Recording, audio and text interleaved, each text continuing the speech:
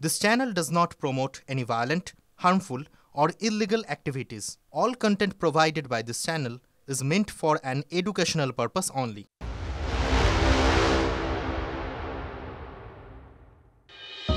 হয় যদি হোক আবার যাবো, যায় যদি যাক লোক ভেসে, তবুও মুঠো শক্ত হবে গর্জে ওঠার অভ্যেসে। মানুষ থেকে মানুষ আসে, বিরুদ্ধতার ভিড় বাড়ায়। আমরা মানুষ, তোমরা মানুষ, তফাৎ শুধু শিরদাঁড়ায়।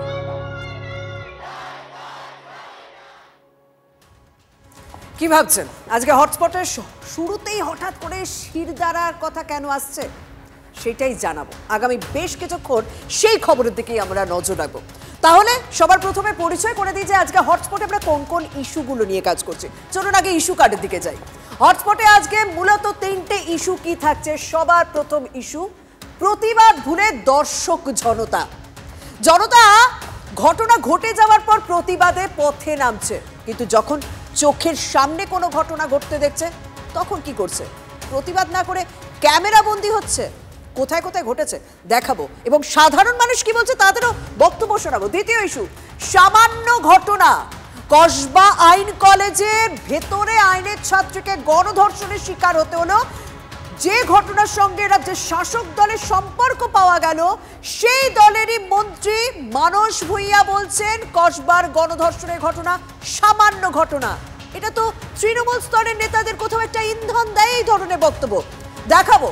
তৃতীয় ইস্যু কি, ম্যানেজ মাস্টার মনোজিতের কাজই ছিল দাদাদের ম্যানেজ করে পুলিশকে ম্যানেজ করা। কতবার সে পুলিশ ম্যানেজ করেছে, যে কারণে আজকে কসবার মতন গণধর্ষণের ঘটনা ঘটে গেল, দেখাবো আপনাদেরকে। তবে সবার প্রথমে ওই যে শিরদাঁড়ার প্রশ্ন তুললাম না, চলুন একবার দেখা যাক সেদিকে।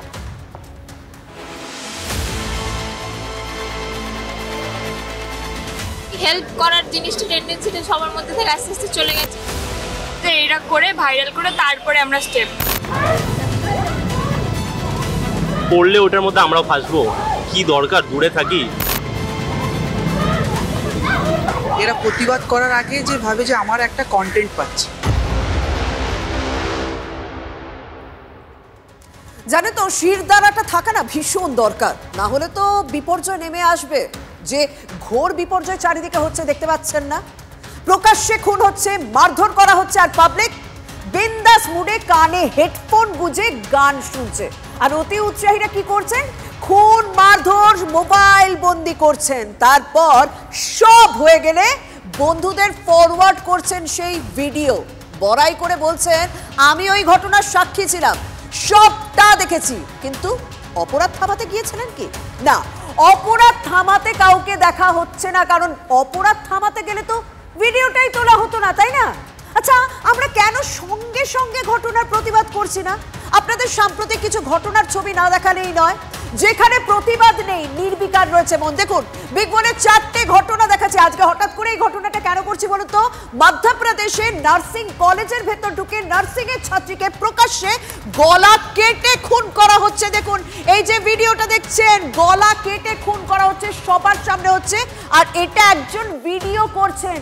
কেউ থামাতে যাচ্ছে না, আমি বলছি না নিজের জীবনের বাজি রেখে থামাতে যাও, কাউকে জানানো, কোনো নিরাপত্তা রক্ষীকে জানানো, তখন এই ছেলেটাকে আটকানো, যাতে কোনো রকম ভাবে এই ঘটনার জন্য একটা মেয়েকে মরতে হলো কি না, সেই ছবি করতে ব্যস্ত ছিলেন তারা। আমরা ঘরে যে কসবার ঘটনা দেখেছি, সেই কসবাতেও তো রক্ষীকে কোন ভূমিকায় দেখেছি। কসবার ঘটনায় দেখেছিলাম গার্ড রুমে আইনের ছাত্রীর উপর পাশবিক অত্যাচার চালাচ্ছিল মনোজিতরা, বাইরে তখন নির্বিকার ছিল এই রক্ষী, তার ফোন কেড়ে নেওয়া হয়েছিল। আচ্ছা, ফোনটা একটা সময় ফেরত দেওয়া হয়েছে, তারপর কাউকে জানিয়েছিলেন না? যতক্ষণ এফআইআর দায়ের হয়েছে ততক্ষণ কেউ জানতো না যে নিরাপত্তা রক্ষী ওখানে ছিল। আর প্রেমে প্রত্যাখ্যান সহ্য করতে না পেরে মধ্যপ্রদেশের এই ঘটনা দেখলেন। খড়গপুরে গতকালই আপনাদের সামনে তুলে ধরেছি, খড়গপুরে কি ঘটনা ঘটেছিল, যে ভিডিও ভাইরাল, যেখানে দেখেছেন প্রবীণ বাম নেতা অনিল দাসকে প্রকাশ্যে জুতো পেটা করা হচ্ছে, রাস্তায় মারধর করা হচ্ছে। হ্যাঁ, যারা করছে তারা তো সাংঘাতিকভাবে অভিযুক্ত, তাদের তো শাস্তি হওয়া উচিত, কিন্তু যারা দেখছে, যারা ভিডিও করছে, 2-3 জন, এই ভিডিওতেই না আমি অনেককেই দেখতে পাচ্ছি 2-3 জন ভিডিও করছে, তাদের বিরুদ্ধে কোনো ব্যবস্থা নেওয়া হচ্ছে? ভরা বাজারে এই কাণ্ডটা ঘটে গেছে। কেউ কি ভাবলেন যে আজকে যে জায়গায় ওই বৃদ্ধটা রয়েছে সেই জায়গায় আমি বা আপনি আগামীকাল থাকতে পারি? তখনও তো কেউ প্রতিবাদ করতে আসবে না। আর বাসন্তীতে কয়েক মাস আগে আপনাদের দেখিয়েছিলাম বৌদিকে খুন করে কাটা মুন্ডু হাতে ঝুলিয়ে রাস্তায় ঘুরে বেড়ালেন দেওর। নৃশংস ঘটনা দক্ষিণ 24 পরগনা বাসন্তীতে দেখলাম না, তখনও কেউ প্রতিবাদ করলো না। কিন্তু কয়েক মাস আগেই তো আমরা দেখেছি আরজিকর কাণ্ড গোটা দুনিয়াকে দেখিয়ে দিয়েছিল বাংলার মানুষ পারে প্রতিবাদ জানাতে। আপনাদের নিশ্চয়ই মনে আছে এই ছবিগুলো, যে ছবিগুলো আমরা চারপাশে দেখিয়েছি।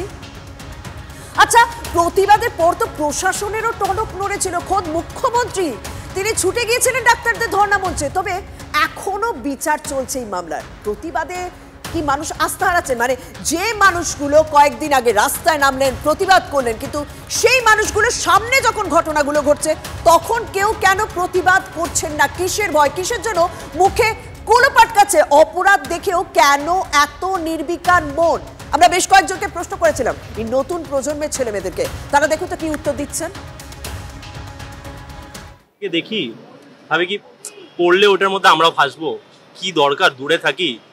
একটা ভিডিও নিয়ে নিলাম, বন্ধুদেরকে দেখাবো, বন্ধুরা দেখে মেবি কেউ বললো আচ্ছা আমাকেও পাঠা, একটা ডোপামিন হিট হবে। তো ওই সব নিজে সেলফিশ ডোপামিন হিটের জন্য এগুলো কেউ মানে nobody wants to get involved in it. কোনটা আগে দরকার যে ওখানে ওখানে প্রতিবাদ করে ওখানে ওকে বাঁচানো, সেটা ওরা করছে না।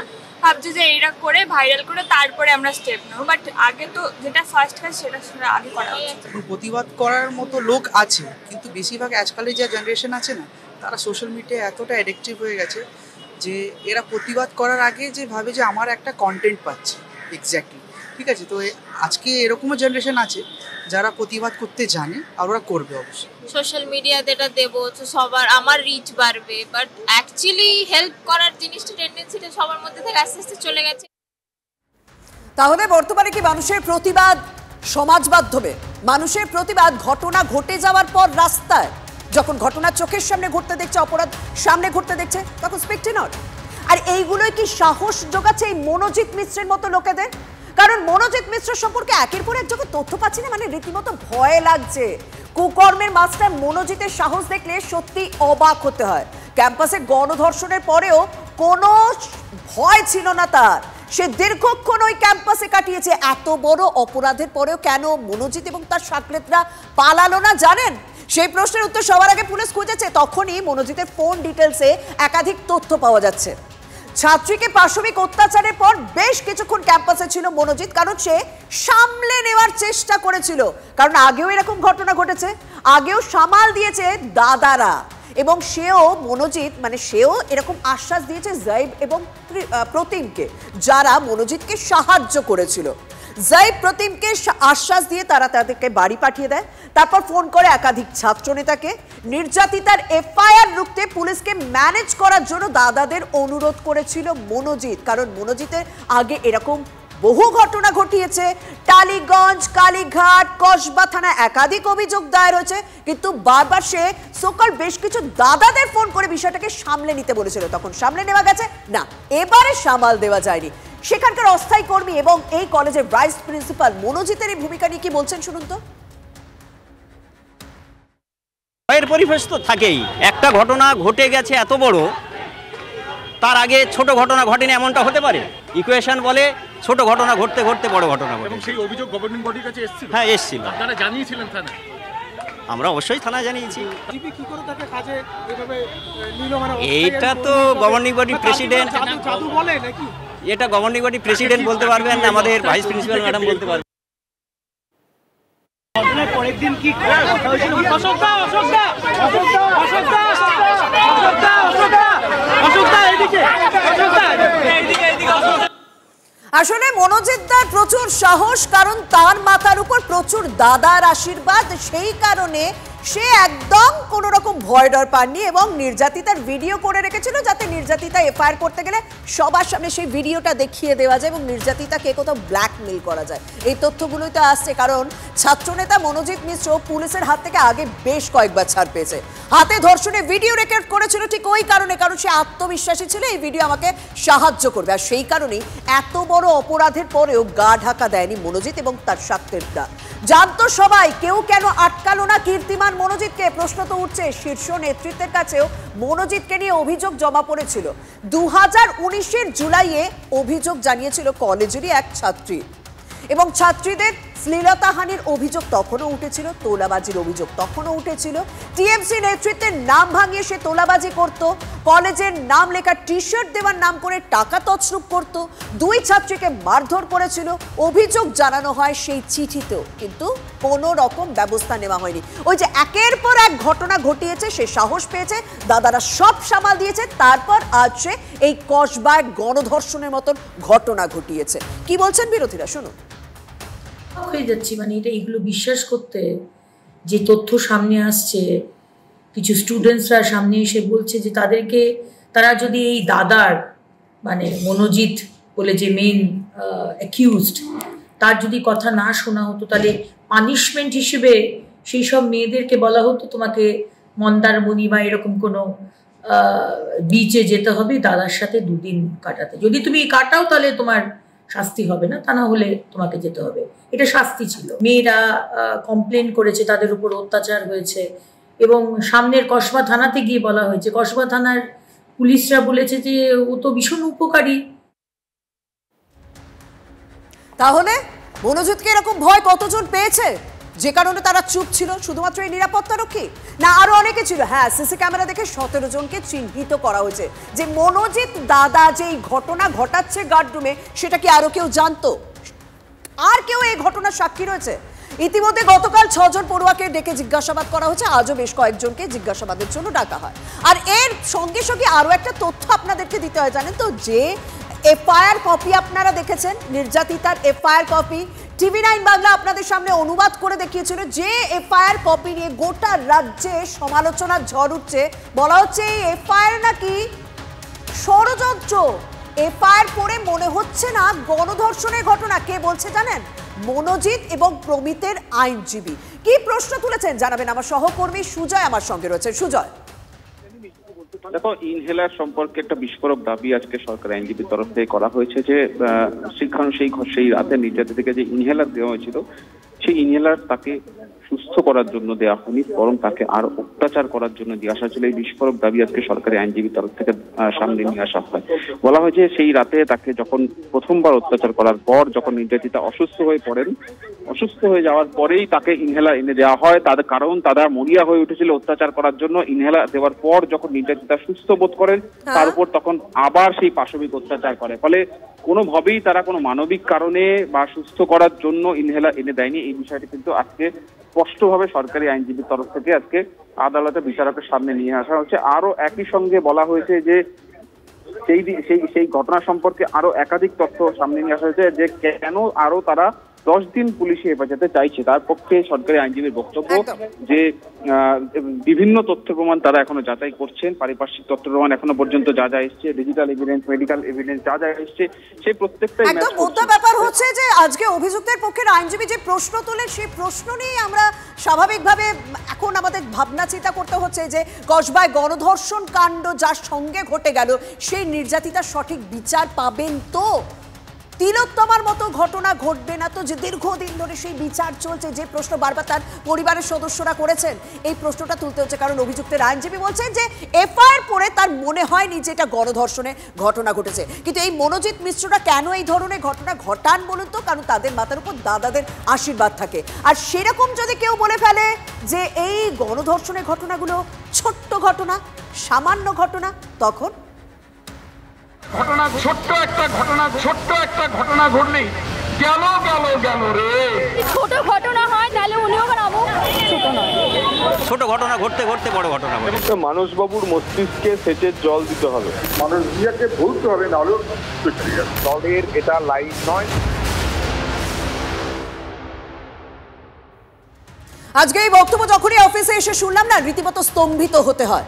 কসবার গণধর্ষণ ঘটনা মানে একটা পড়ুয়াকে, কলেজের পড়ুয়াকে কলেজের ভেতর ধর্ষিত হতে হচ্ছে, সেটা ছোট্ট ঘটনা, সেটা সামান্য ঘটনা। কে বলছেন? রাজ্যের মন্ত্রী মানস ভূঁইয়া, সেচ মন্ত্রী এই কথা বলতে পারেন? তিনি প্রবীণ একজন নেতা, প্রবীণ একজন রাজনীতিবিদ। তবে আর কি বলবেন বলুন? শুধুমাত্র তো মানস ভূঁইয়া নয়, মদন মিত্র, কল্যাণ বন্দ্যোপাধ্যায় পরে এবার সেই ক্রমতালিকায় নাম লেখালেন মানস ভূঁইয়া। তাহলে এই বক্তব্যগুলো শোনার পরে কি ওই দলেরই চুনোপুটি নেতারা এই ধরনের ঘটনা ঘটাতে সাহস পাচ্ছে? মানে কোথাও কি প্ররোচনা দেওয়া হচ্ছে? এরকমই তো প্রশ্ন তুলছেন বিরোধীরা। শুনুন।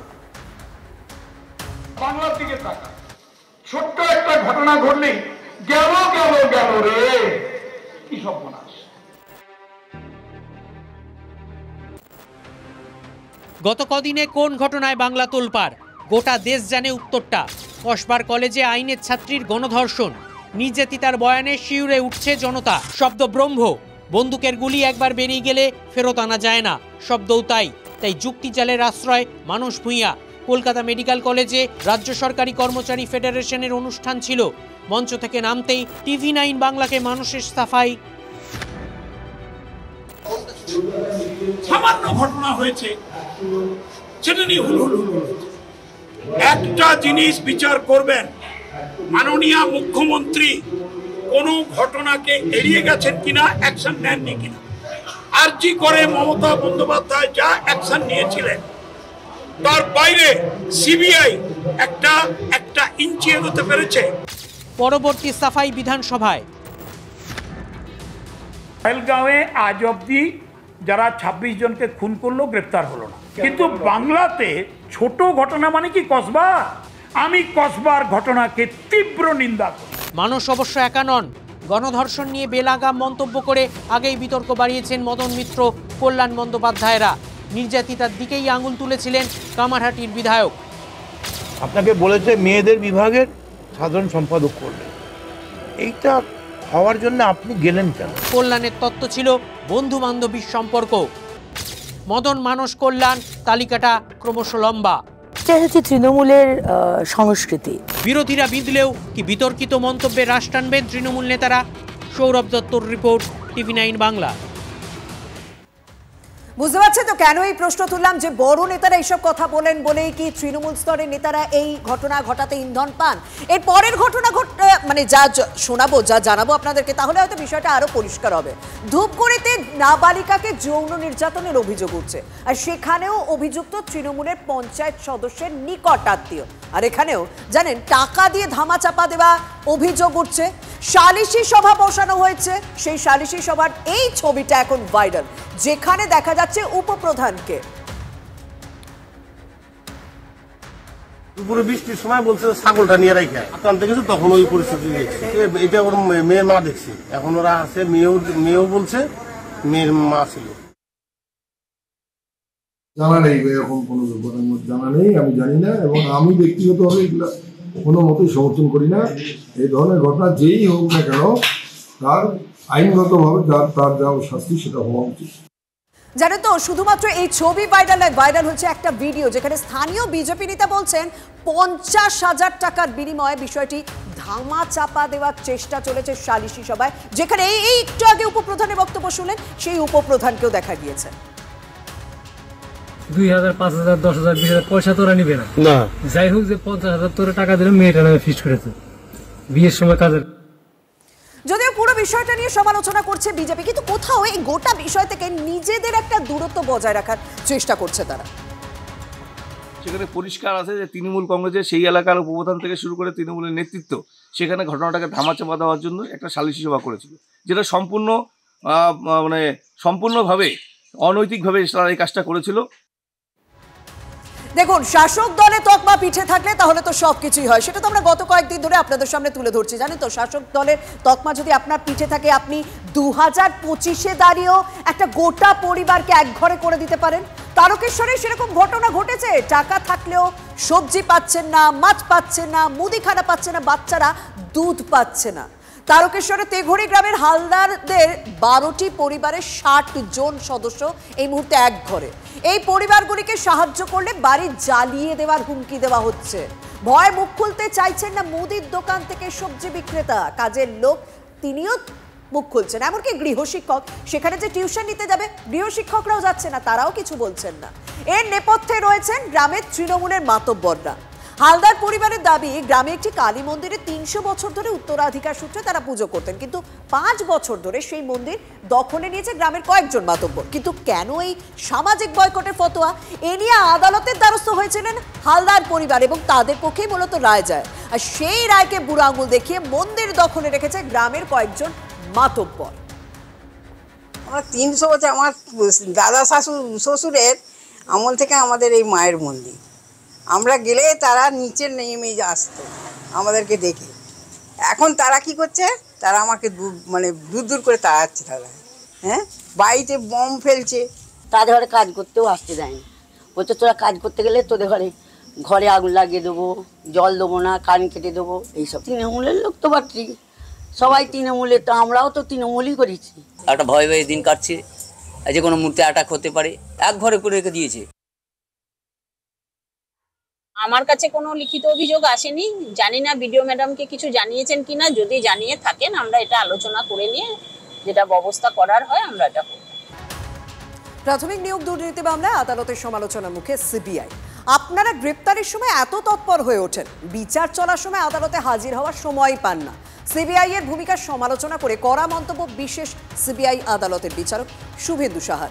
আজ প্রাথমিক নিয়োগ দুর্নীতি মামলায় রুটিন হাজিরা ছিল কয়েকজন অভিযুক্তের। শুনানি শুরুর সময় বিচারক তদন্তকারী অফিসার ও বিশেষ সরকারি আইনজীবীর খোঁজ করেন। জানা যায় দুজনেই ব্যস্ত থাকায় অনুপস্থিত। এরপরই সিবিআই এর ভূমিকা নিয়ে ক্ষোভ প্রকাশ বিচারকের।